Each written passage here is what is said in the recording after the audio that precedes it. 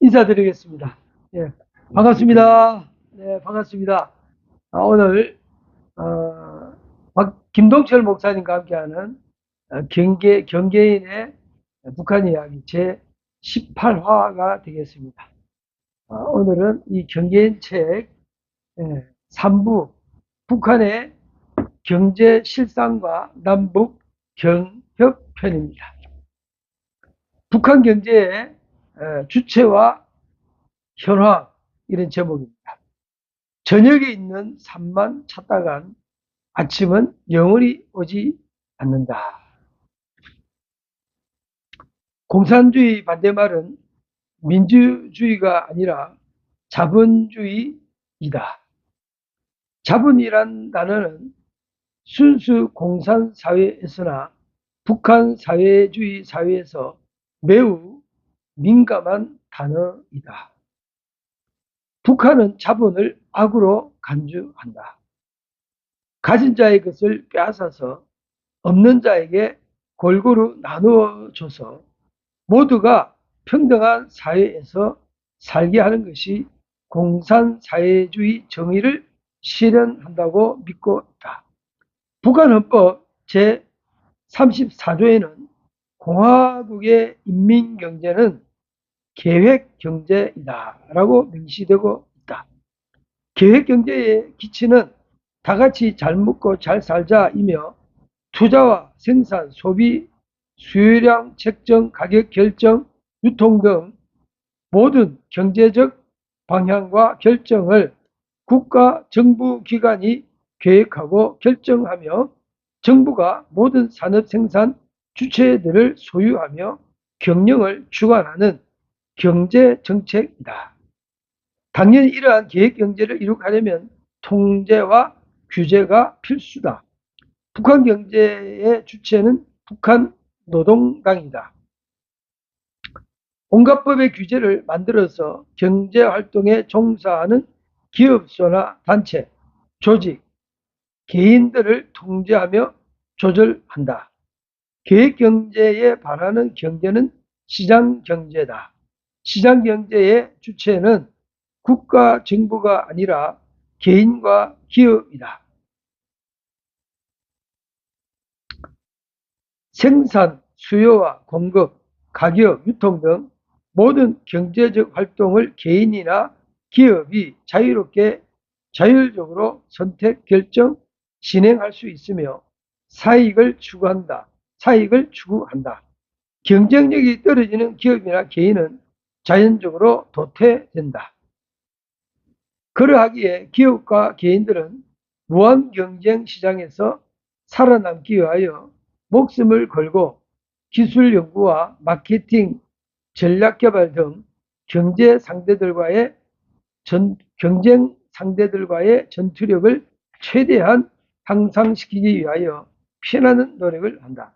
이러한 시장 경제는 모든 산업 유지 생리를 시장의 순리에 맡겨야 하며 정부 통제의 각종 법적인 규제가 많은 국가일수록 기업은 성장하기가 힘들다.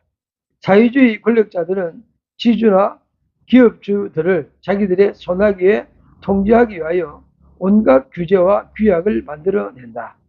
털면 먼지 안 날 기업가들이 없다는 수많은 규제는 기업가들을 권력자들의 입맛에 길들이기에 충분한 올가미가 되면서 오히려 경제 성장에 역행하는 구조가 될 확률이 높다. 기업인들이 소신껏 경영에 임할 수 있도록 자율적인 경쟁 시장을 만들어줘야만 경제가 발전된다. 기업이 성장하지 못하면 근로자도 성장할 수가 없다. 정부가 강제적으로 임금을 정하고 노동시간을 제한하는 등 저녁에 있는 산만 찾다가는 아침이 영원히 오지 않을 수 있을 것이다. 정치는 경제를 통제 관리하려고 하지 말고 보완과 지원해주는 역할만이 시장경제를 살리는 길이다. 살벌한 지구촌의 무한 글로벌 첨단 대기업들과 피 튀기는 경쟁 시대에서 한국 경제는 앞만 보고 열심히 달려가도 살아남을까 말까 할진데 한국 정치의 시계는 자꾸 뒤로 거꾸로 돌아가면서 경제의 발목만 자꾸 잡으려고 하는 것 같아서 참 안타깝다. 저녁 노을을 한가로이 편안하게 바라볼 수 있는 동화책 속의 삶을 찾으려면 경제에서 정치의 간섭을 최소한 줄이는 길이 가장 빠르다. 이게 아마 이게 문재인 정부 때 글을 써서 이게 나온 것 같아요. 문재인 정부 때 저녁에 있는 삶을 살아야 된다고 이제 뭐 모든 걸 국가가 책임진다고 난리쳤을 때 그런 기억이 납니다. 이 책이 발행될 때가 2019년도였고, 예, 2019년도. 이제 그걸 좀 염두에 두고, 제가 이제 그 의미를 제 나름대로 예, 가지고 이거를 썼는데, 예. 사실은 이게 북한 같은 경제를 살펴보면 거기도 물론 헌법상으로는 여러 가지 이거는 공장이라든지 기업소라든지 예. 뭐 이런 쪽에서의 그 생산되는 물품에 대해서 가격을 정해놓은 게 있어요. 예. 그런데 이제 그게 정해져 있다 할지라도 북한 사람들의 그 장마당 시장이라고 하는 것은 좀 그게 맞지 않죠. 예. 그래서 어쨌든 장마당에서 팔고 있는 모든 물건에 대해서는 임의적으로 파는 사람이 정해서 팔고 있습니다. 아, 그래서 그거를 정부가 또 나서서 규제하거나 그러진 않아요. 예, 자기네들이 규제한다고 해서 그게 규제될 것도 그럼 이제 아니고. 상품의 정해진 가격과 시장에서 거래된 게 다르다는 이야기네요. 그렇죠. 그러니까 이제 국영기업소라고 우리가 흔히 이야기할 수 있겠죠. 정부가 각 기업소에다가 허락해준 그런 기업에서 운영하는 가격은 대체로 이제 그 기관 단위에서 정부의 가격 지시를 받고 이제 이렇게 팔지만은 장마당에서 파는 것은 그렇지 않아요. 그거는 개인끼리 주고받는 사업이다 보니까 파는 사람이 정하고 정한 가격에 필요한 사람들이 사가고 이런 그 시스템으로 이제 장마당이라든지 상점이 진행되고 있는 거죠. 이게 이제 북한에서는 아주 기본적인 것이고 실질적인 그러한 그 상업 경제 활동이라고 말할 수 있겠습니다. 기형의 북한식 시장 경제. 열심히 일하는 노동자나 대충 일하는 노동자나 돌아오는 몫이 똑같다면 누가 열심히 일하려고 하겠는가? 북한은 이와 같은 폐단을 줄이기 위하여 책임관리제를 도입했다. 책임관리제를 제일 먼저 도입한 분야는 농장이었다. 북한에서 식량 자급자족은 핵무기 보유와 버금가는 중요한 지상 목표다. 식량은 사회주의다라는 구호가 있을 정도로 식량은 북한 경제의 중요한 요소를 차지한다. 그동안 집단 농장에서 공동으로 죽으라고 일만 하고 배급만 받던 시절에서 김정은의 집권으로 집단 농장제에서 책임 관리제인 포전 담당제, 포전 담당제가 새로운 농업 제도로 탈바꿈되고 있다. 포전이란 말은 농토라는 뜻이다. 국가가 정해주는 농토에서 일정한 목표 수확량만 거두어내면 초과되는 나머지 수확량은 노동자의 몫으로 돌아간다는 제도다. 이와 같은 방식으로 기업관리 책임제의 일종이 도시공장 분조제, 도시공장의 분조제도 비슷한 제도다. 어떤 기업소에서 책임자를 한 명 선정하여서 운영 권한과 책임을 부여하고 그 책임자가 알아서 기업소를 운영하게끔 한다. 상품을 만들 재료나 인건비, 경상비 등 모든 비용을 그 책임자가 부담하게 하고 그 책임자는 당국에서 정해진 일정한 목표 금액만 상납하면 된다. 그래서 노동 단위인 분조가 팀을 이루어서 어떤 생산품을 생산해서 상품이 잘 팔리고 미리 정해진 목표액을 초과 달성할 시에는 그 초과 이익금을 노동자들에게 공동 분배해 준다는 제도다. 분조계의 대표적인 성공 사례는 평양의 금컵 체육인 식료공장이다. 평양에 있는 여러 종류의 체육인들에게 각 운동 종목마다 알맞은 맞춤식 영양식품을 제공하는 조그마한 식품 공장이 있었다. 당국에서 제공하는 식원료를 사용해서 식상품을 제조하는데 그동안은 집단 생산 체계로 운영했었다. 그러나 김정은이 집권 후에 이 식료 공장은 대대적인 변혁을 꾀하였다. 식료 공장에 종사하는 직원들을 프랑스로 보내어 요리 기술을 습득시켰고 조리 제도 설비의 현대화 및 대형화를 진행하면서 무엇보다도 분조제를 새롭게 도입하여 생산성과 제품의 완성도를 높이게 하였다. 분조제의 효율성으로 이 식료 제조 공장은 그동안 북한 인민들이 듣지도 보지도 못하던 음료수 및 각종 과자들을 포함한 600여 가지의 질 좋고 맛 좋은 제품들을 개발하면서 이 공장에서 제조하는 식상품들은 북한 전역의 매점으로 공급되었고 단순히 체육인들에게만 공급하는 조그마한 기업소가 아니라 전 인민들에게 우수한 식상품을 판매하는 국가적인 차원의 기업소가 되었다. 북한 당국은 이러한 성공 사례를 널리 홍보하면서 다른 기업소에서도 분조제를 적극적으로 도입하도록 지도하였다. 포존제와 분조제, 이 두 가지 제도는 언뜻 보면 어느 정도 자본주의 개념이 믹스가 된 것 같지만 그러나 사실 그 달성 목표 수확량이나 목표액이 대부분 과다 높게 책정되어 있기 때문에 노동자들에게 그다지 큰 이익이 돌아가지 못하는 실정이다. 그렇지만 무조건 일만 하고 일정하게 배급만 받아가는 것보다는 그래도 열심히 노동하면 더 많은 것을 가져갈 수 있다는 희망으로 북한 노동자들은 이 포존제와 분조제가 집단 체제 배급제보다는 더 낫다고 생각하지만 결국 이 제도들도 북한 노동자들의 노동력을 더 많이 효율적으로 착취하기 위한 방편에 불과하다. 북한의 집단체제 배급제가 포준제와 분조제로 약간 변형이 일어났다는 이야기네요. 예. 근데 이제 포존제라고 하는 그 단어와 또는 그 분조제 예. 이러한 그 이름들이 생겨나기 시작한 시점이 김정일의 전면 등장으로 인해서 2013년도 말쯤에서부터 시작됐어요.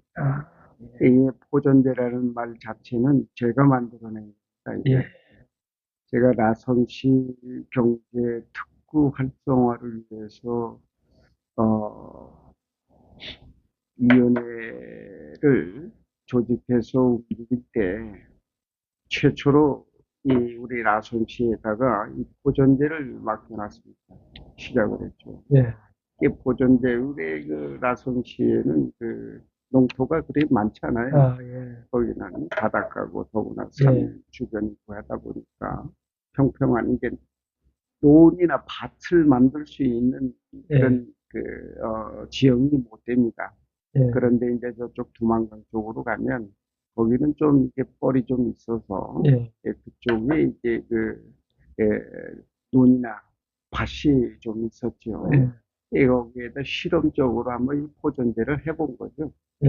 그래서 이 포전제를 인민위원회와 당과 협의를 해가지고 실험을 한번 해본 거예요. 해보니까 이 포전제라고 하는 그러한 형식을 빌려가지고 그 땅을 이게 북한은 이 땅을 개인이 소유할 수가 없는 구조이기 때문에 이게 땅을 정부가 이제 농민들에게 이제 부과한 거죠. 그래서 그 땅에만큼 이제 필요한 노력이 거기에 투여가 돼가지고 그 땅에서 생산되는 잉여물을 가지고 이제 국가와 개인이 나누어 갖는 그런 형태가 바로 이 포전제거든요. 그래서 그걸 한번 실험을 해보니까 수확이 좀 됐습니다. 그래서 거기에서의 이제 정부에게 국가에 바치는 것이 60%에서 처음에 제정을 했다가 다시 이거를 이제 4대 6으로 제가 만들었죠. 그래서 6을 이제 정부가 가져가는 걸로 하고 살에 대한 그 잉여물을 그 포전제에 속해 있는 노동자들만 나누어 가질 수 있도록 이렇게 만들었죠. 6대4. 예, 그러니까는 예를 들어서 100명이 그 불화받은 땅에서 포전제를 시작을 했다면 100명이 4%에 대한 것을 나누어 갖게 되는 거예요. 그러니까 40%. 배급이 따로 없는 거예요. 많이 노력해서 많이 나오면 많이 국가에 바치고 나머지 거는 자기들끼리 조직원들끼리 포전제에 속한 노동자끼리 가져가도록 만들었죠. 그러다 보니까는 소득이 많으면 많이 가져가고 소득이 적으면 적게 가져가는 그런 구조를 6대4인데 이게 이제 좀 합리적이라고 생각했나 보죠. 그게 합리적, 이 사람들은 그 생각을 못했던 거를 내가 그걸 만들어서 제안을 한 거죠. 이렇게 해서 하면은 국가도 이익이고 노동자도 이익이다. 그리고 정부가 식량을 배급해야 할 그 의미에서 탈피할 수 있다. 다시 말하면 정부는 이젠 더 이상은 노동자들에게 배급 안 해도 된다. 배급을 하지 않아도 된다라는 그러한 이유를 설명을 하고 이걸 시작을 해서 이것이 됐기 때문에 전국적으로 시작을 하게 된 것이 바로 포전제예요.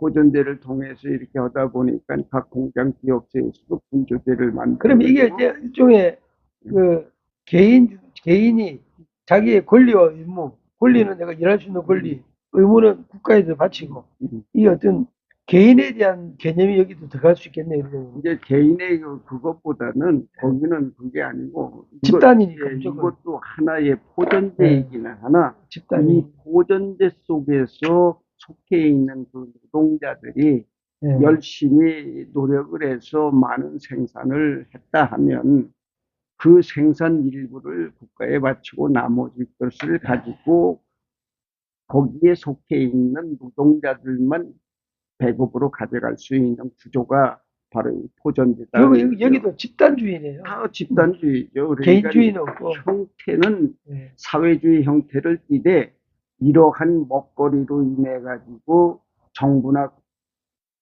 또는 노동자 사이에 인민들 사이에서 불합리한 구조를 없애기 위해서 이 포전제라는 걸 만들어 갖고 시도를 한 결과 좋은 결과가 나왔기 때문에 이것을 전국적으로 시작을 하게 된 것인데 중요하게는 거기는 이런 것이 없으면 너도 나도 일을 열심히 하지 않아요. 러시아가 그래서 망했어요. 열심히 해도 소비에트가 그래서 망했어요. 또 놀고 일을 하지 않아도 한 톨을 주니까 굳이 이것을 그런 식으로 해서 생산력을 낭비할 필요가 없겠다라는 그런 판단이 있어서 제가 이거를 만들어 가지고 시작을 해서 김정은 시대에 이게 김정은의 그 지시에 의해서 이 포전대가 전국적으로 실시가 된 이후 지금도 역시 이제는 이게 자리 잡았기 때문에 네. 국가에서 배급 줄 일이 없어요.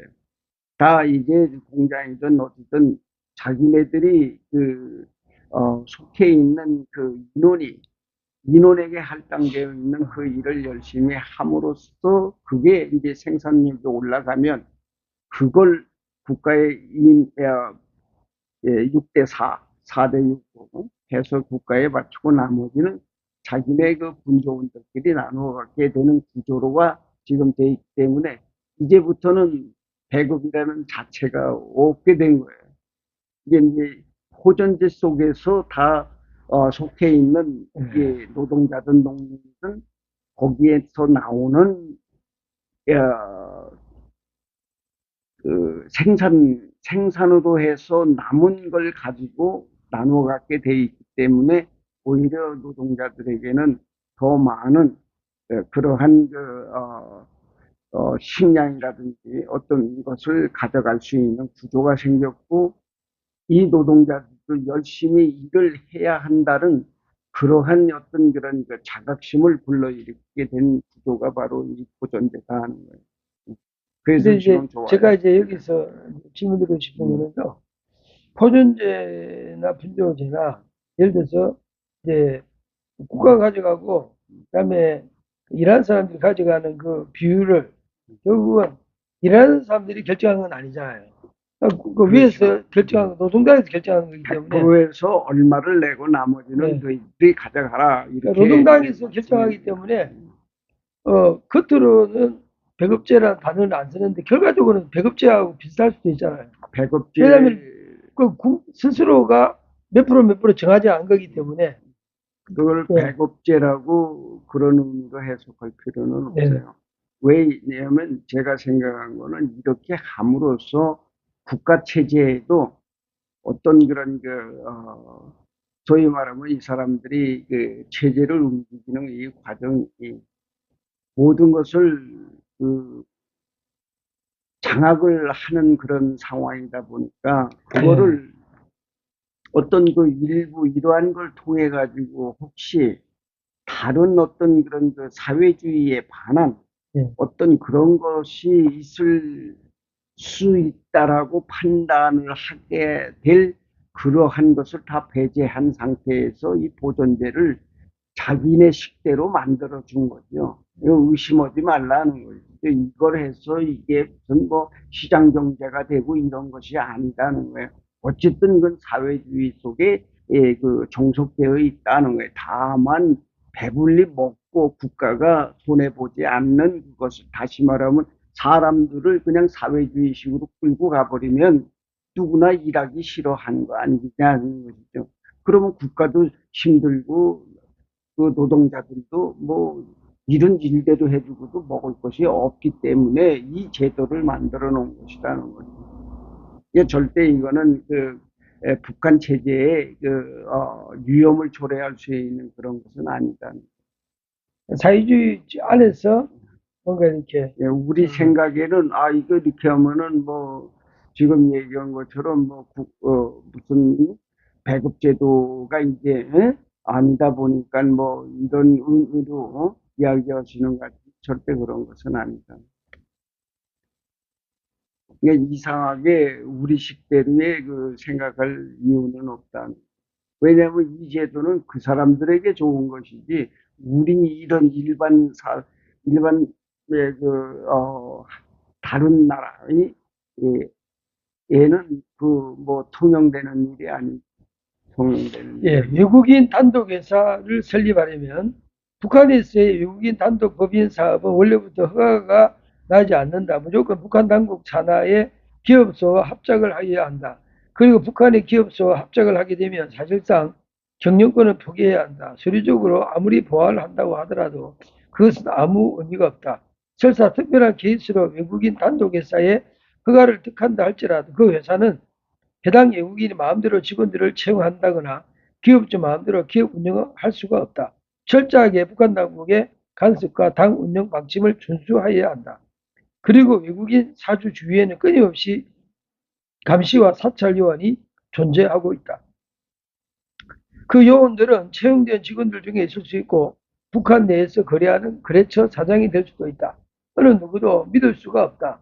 내가 반체제 활동 혐의로 체포되어서 보위부에 취조를 받을 시에 내가 라선시 국제 동명무역회사 외국인 단독회사를 처음 운영할 10여 년 전부터 모든 일거수일투족이 모두 기록되어서 북한 당국이 보관하고 있었던 내용을 보고 깜짝 놀란 적이 있었다.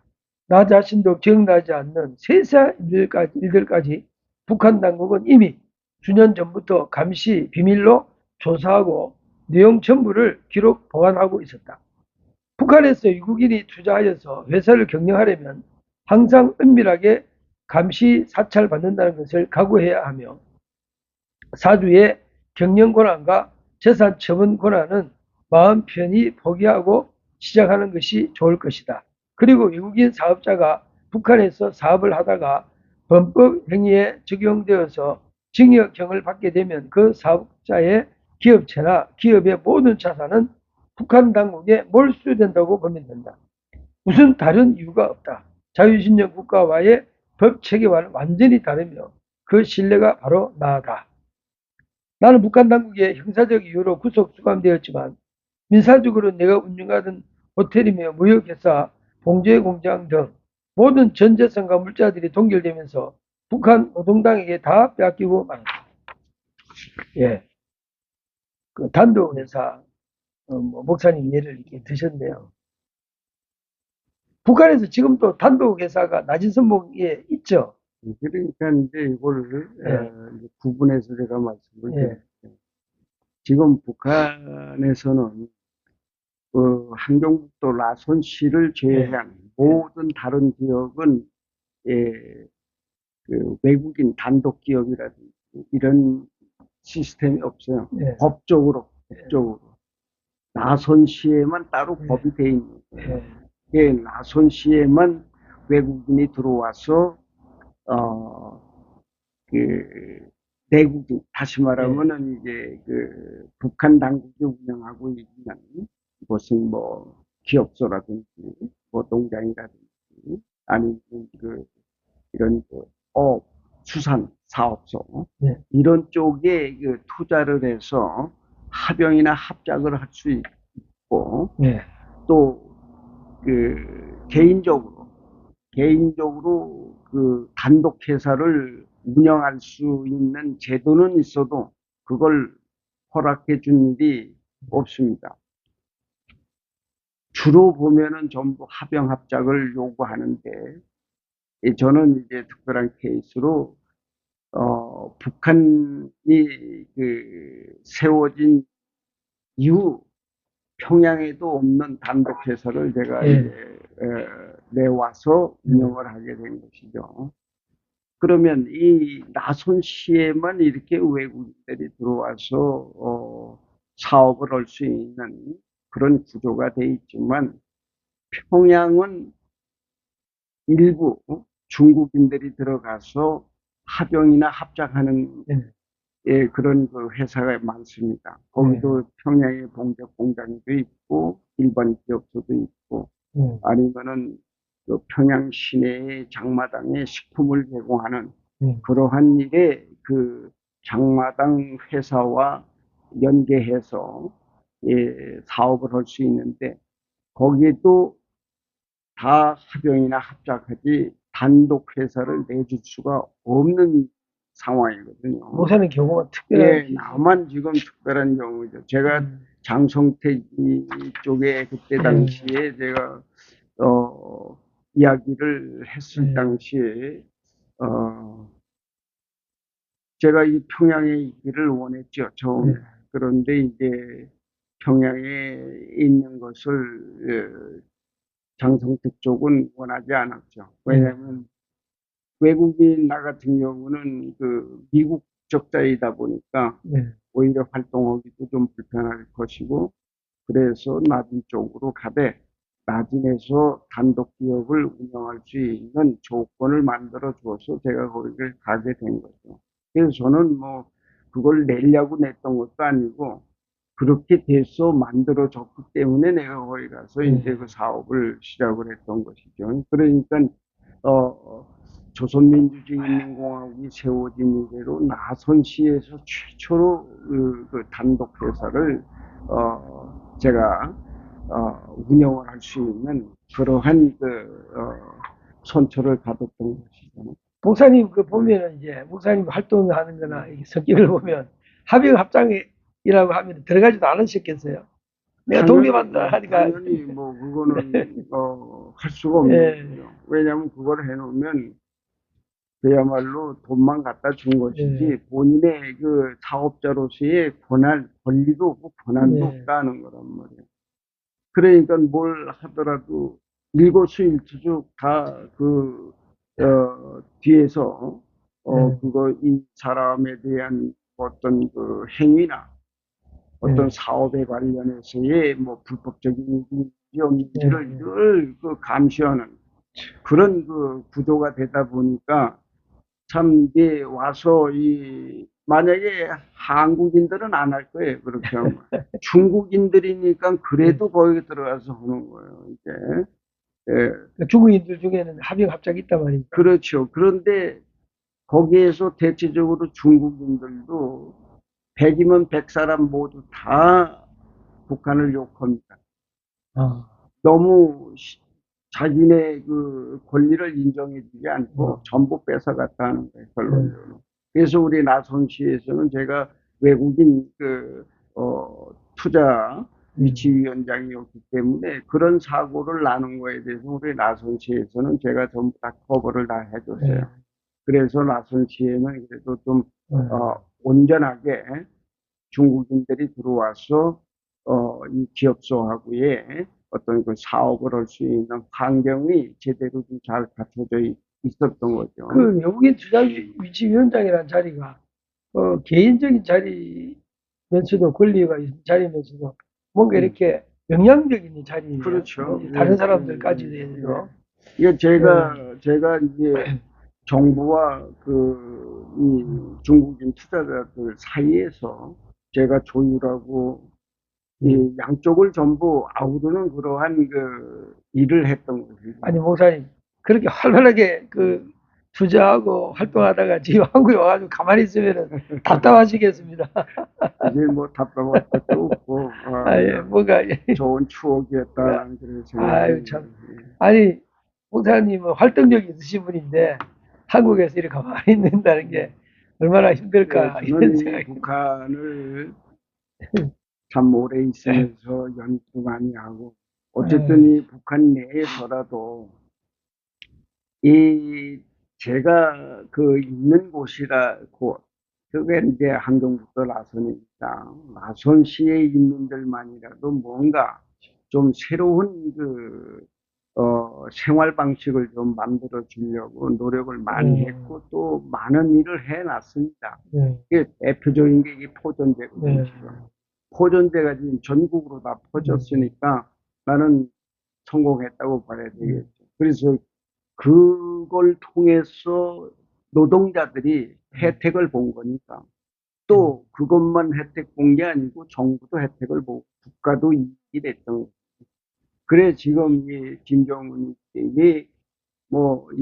생산량이 엄청 늘어나게 된 거예요. 김정은이가 상을 줘야지 왜 또 잡아내. 뭐 할 수 없죠. 북한 일반 인민들의 생활상입니다. 생활 전기와 물 사정. 평양은 그래도 전기 사정이 좋은 편이지만 그 외에 다른 지역의 가정에는 전기가 턱없이 부족하다.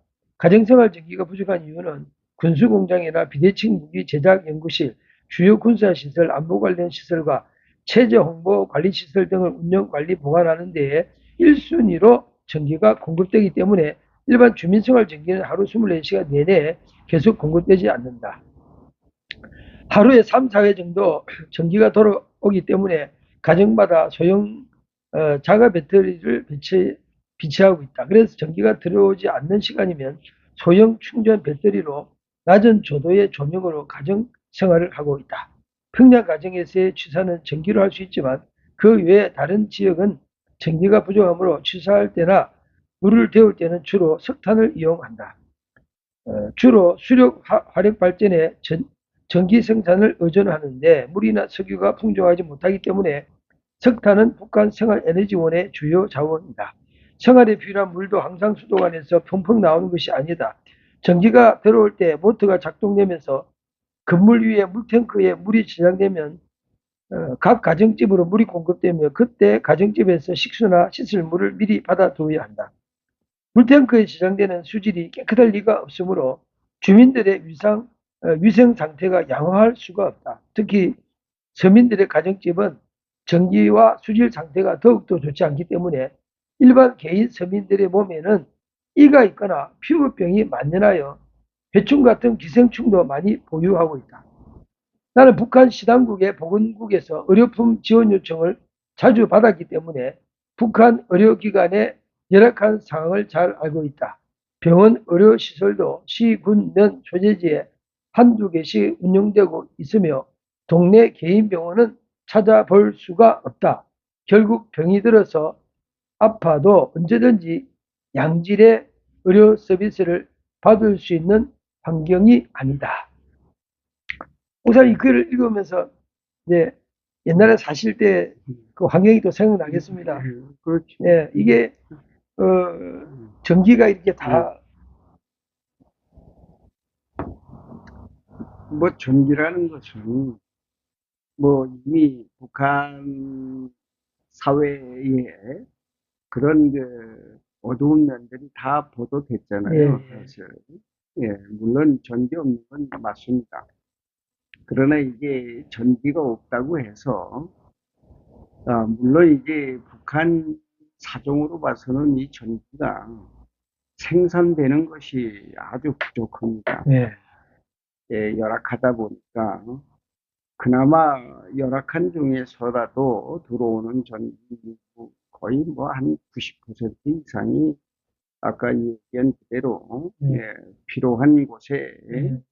전부 돌려서 쓰기 때문에 주로 군사용으로 많이 예, 쓰는 거예요. 일반 가정에 들어오는 것은 뭐 낮에는 아예 없고 밤에만 있는데 밤에 잠깐 주는 것은 그 방송을 볼 수 있도록 하기 위해서 잠깐 줍니다.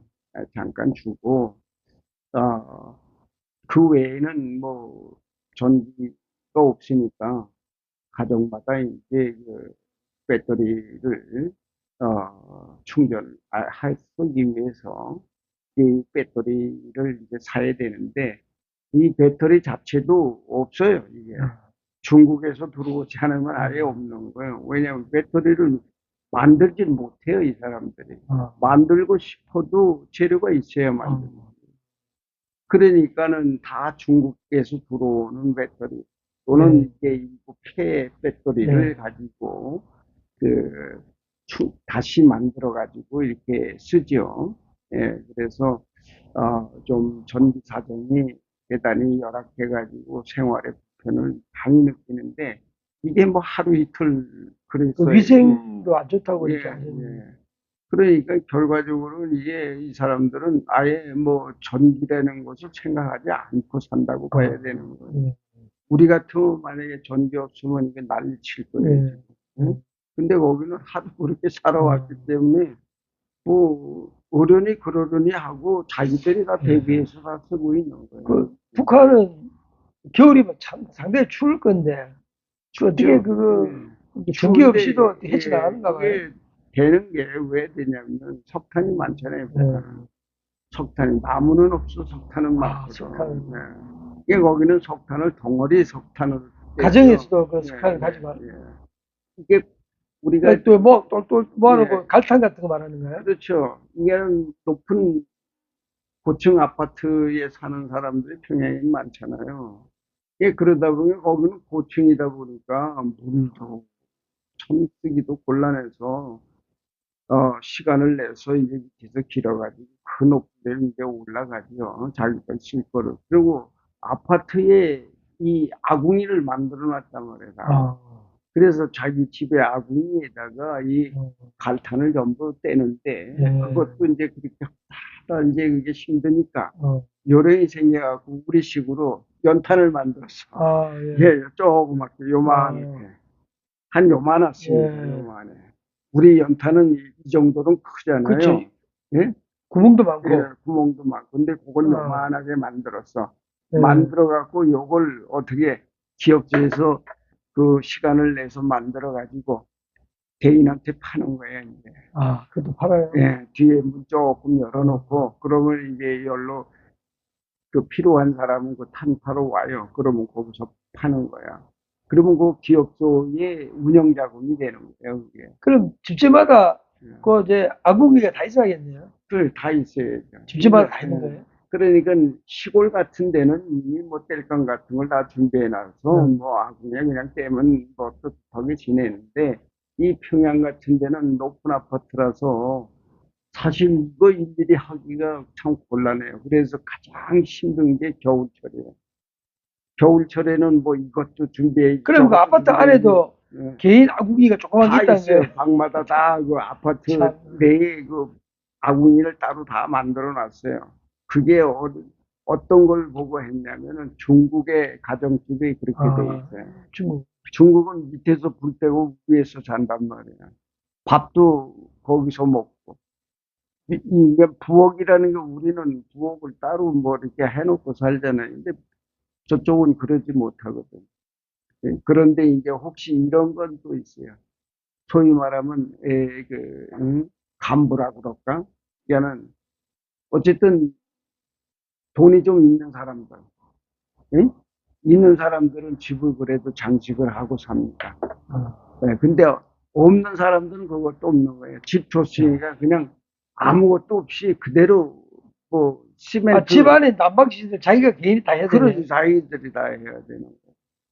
집만 덜거라하게 덜그렁하게 준 것이지. 참. 뭘 하는 게 없어. 그러니까 집이 돈이 있으면은 그래도 시멘트라도 공장에서 사다가 조금 이렇게 바르고 이렇게 하는데 벽돌 그대로 쌓아놓은 그냥 있어요. 아이고. 그러면 뭐 돈이 있는 사람이야 상관없지만 없는 사람들은 그냥 맨몸으로 그냥 들어와서 집은 받았으니까 그냥 사는 거란 말이에요. 집도 무슨 완성된 집 개념이 아니네요. 우리가 그렇지. 생각하는. 뭐 한국은 아파트 지우고 뭐 다 해서 예. 이제 얼마에 팔아서 이렇게 들어오게 하잖아요. 저기는 팔아주는 게 아니고 그냥 국가가 주는 거다 보니까 나머지는 너희들이 알아서 하라 이게요. 너희들. 이게 바로 북한 사람들의 생활 모습. 그러니까 거기는 무엇이든지 국가에서 주는 게 없단 말이에요.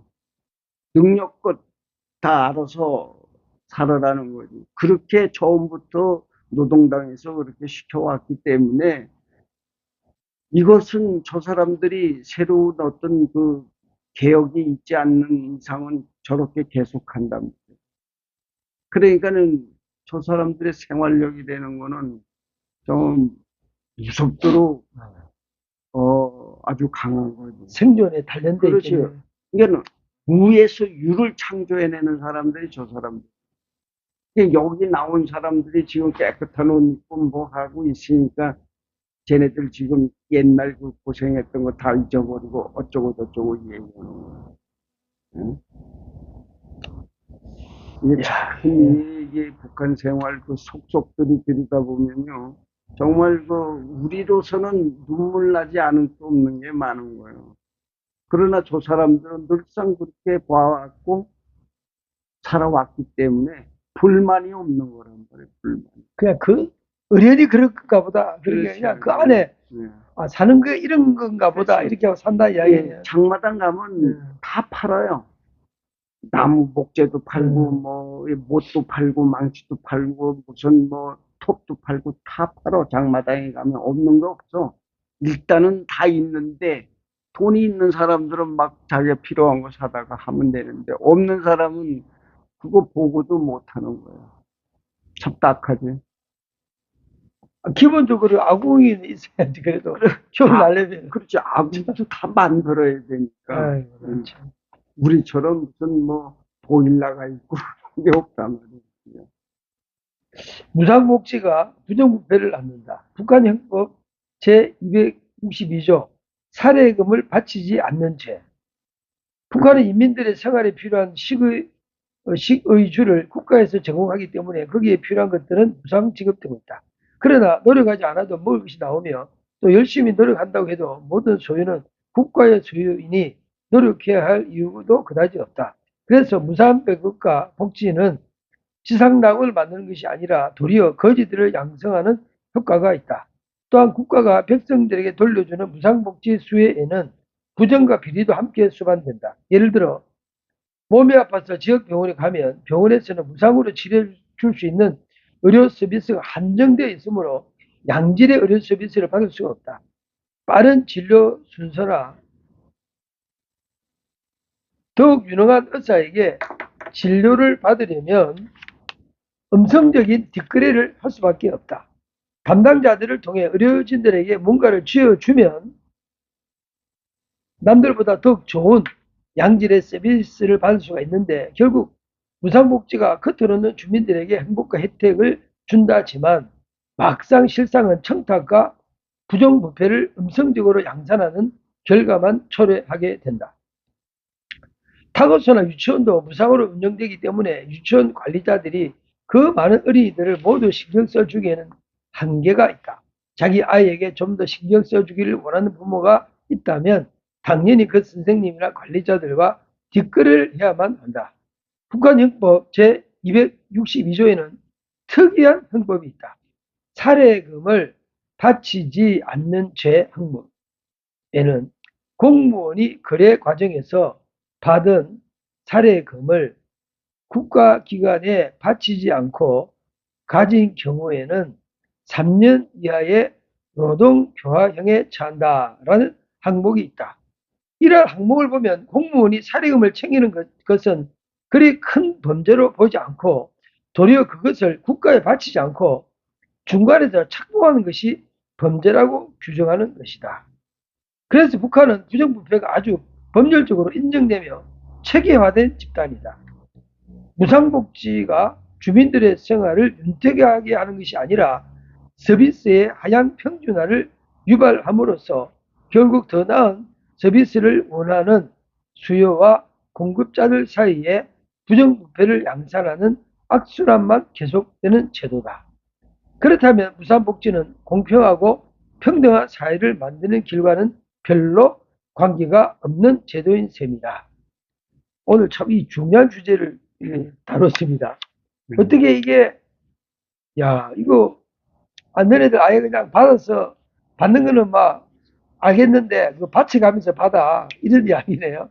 그러니까 참 이게 지금 이 야, 책에 이 참 그래도 뭐 제 나름대로 제가 그동안 북한을 관찰하고 제가 느낀 바를 이렇게 책에다 썼지만 이거 외에도 뭐 무수히 많습니다. 예, 이게 한정이 돼 있어서 내가 간략하게만 이렇게 썼는데 제가 이 책을 통해서 하여튼 밝힐 수 있는 거는 그래도 기본적인 것은 다 밝힌 거예요.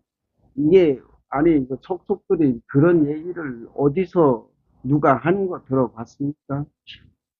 음. 이렇게 이 부상과 관련되어서 이게 우리는 저쪽이 열악하다 보니까 예를 들어서 지금 같은 뭐 병원 쪽이나 아니면 이런 쪽에 뭐 약을 준다든지 그걸 이제 기증을 하잖아요.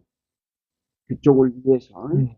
근데 그쪽은 이걸 받아가지고 이 각 그 병원이라든지 치료실이라든지 타가소라든지 이런 쪽에 그렇게 들어온 물건을 주지 않습니다. 거의 안 준다고 봐야 되는 거예요. 그러니까 그것은 그냥 국가 차원에서 그냥 받아가지고 창고에 동굴에 처박아 놓은 거죠. 그거는 이제 비상시에 인민군대에게 이게 이제 보내줄 것이죠. 이게 일반 사회로는 안 나옵니다. 만약에 나온다면 나베를 떼든가 이래야 되는 거예요. 왜냐면 이걸 자꾸 인민들에게 이것을 선전하고 선동할 수가 없어. 야, 우리가 어디서 이런 걸 받았다, 이런 걸 받았다. 말을 못 하는 거예요. 왜? 말을 하게 되면은 자기네들의 지상낙원이라고 부르짖는 이 부분이, 예? 이 부분이 말이 안 되기 때문에 그런 거거든. 그래서 이 병원에 여러 약들이 많이 들어와요. 예? 근데 사실은 이 보낸 사람들도 이 약을 보면은 그 뭐 링겔이라든지 뭐 이 주사약 같은 거 이렇게 제가 봤는데 다 날짜가 다 지난 거예요. 이거. 이런 걸 가져다가 뭐 컨테이너로 뭐 보냈다고 이 사람들은 아 우리가 이게 병원 물자를 이만큼 저쪽에 보냈다라고 이쪽에서는 자랑을 할 수는 있겠지. 그러면 오랫동안 쓸 수 있는 기한이 그러니까 익스파이어리 아직도 많이 남은 걸 보내줘야 이 사람들 쓸 거 아니냐는 거예요. 특히 이게 병원 약품인데 이미 그 날짜 사용 기간이 이미 지나버린 것만 죄 갖다 줘버리면 어떻게 쓰겠냐 이게 더구나 이게 병원 치료에 관련된 것들인데 그렇잖아요.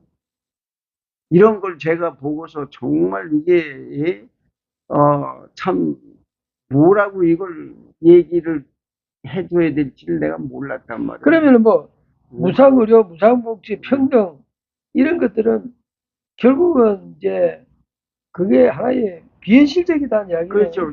각 그 단위마다 치료를 목적으로 조그마한 병원이든 큰 병원이든 다 있어요. 있는데 거기에 가면은 사실 그냥 뭐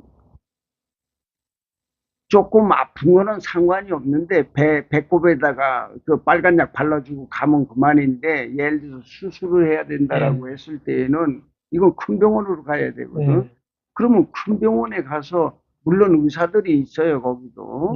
그래서 이거 뭐 수술을 할 수 있다고 얘도 다 실력이 있어. 근데 그걸 허재니까 뭐 여러 가지 필요한 그런 그 의약품이 없단 말이에요. 그러다 보니까 이게 치료를 제때 못 받는 그런 경우가 있고 거기 산부인과 애들 낳아야 될 거 아니에요. 그러면 거기 산부인과들 가보면 뭐 그냥 강제로 나는 수밖에 없는 거예요. 대신에 여기 얘기한 것처럼 무언가 자기들하고 예를 들어서 거기에 혹시 뭐 이러는 간호사라든지 하여튼 종업원들 가운데 뭐 또 이래저래 해서 친구가 있거나 아니면 친척이 있거나 아는 사람이 있으면 오히려 그런 걸 통해서 빨리빨리 치료를 받을 수 있어. 거기는 전부 주고받는 그런 그 관시 문화니까. 중국만 관시가 아니고 북한도 관시네요. 맞죠. 그러니까는 아니 한국도 옛날에 그러지 않았어요? 나 어렸을 때 그거 기억나는데 내가 뭘 하려고 그러면 다 뒷돈 줘야 되고 뭘 줘야 그 일이 풀려지고 예? 하다 못해 경찰서에 누가 붙들려가도 돈만 주면 그냥 풀려 나오고 그랬잖아요. 북한이 그렇단 말이에요. 이 병원에 아파서 가면은 뒷거래를 해야만이 내가 조금 제대로 치료도 받고 할 수 있는 것이지. 만약 그것도 없으면은 이거는 마냥 그냥 치료도 못 받고 고생만 하다가 죽는 수밖에 없는 거예요.